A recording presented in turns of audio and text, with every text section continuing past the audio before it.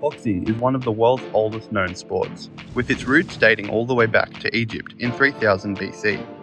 It was introduced as an Olympic sport as early as the 7th century BC, and since then has remained a staple of competitive sports all over the world. Ali, Foreman, Marciano, Pacquiao, Robinson, Mayweather. The history of boxing shines bright, with some of the most dominant and well-known athletes of all time, each pushing the sport into the next age in their own way. But this new age of society, so ingrained in technology and social media, has brought with it a new age of boxing, one which reflects the changing nature of sports fans, even as it pushes away the true loyalists of the sport. Enter the Paul brothers, Jake and Logan, 24 and 26 years old, with over 29 million Instagram followers and a combined net worth of over $60 million.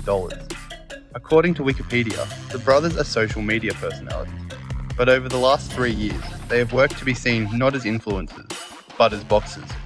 And it started to work. Before the year is out, Jake will face a rematch against his most recent opponent, TYRON Woodley, whilst it is strongly believed that Logan will follow this up in early 2022 with a clash against one of the all-time greats, Iron Mike Tyson.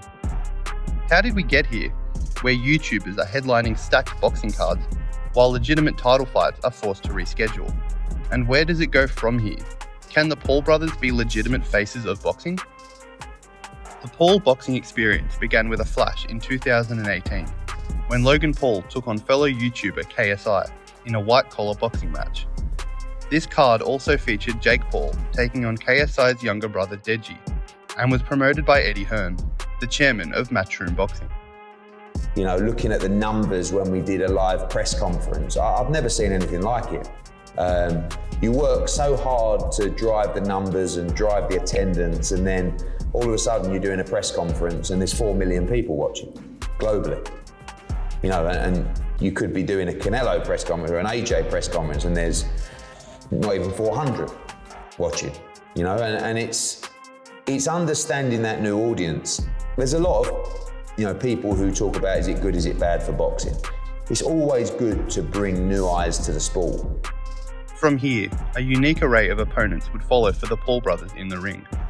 Logan would seek a rematch with KSI, which was lost on decision, and then took on Floyd Mayweather.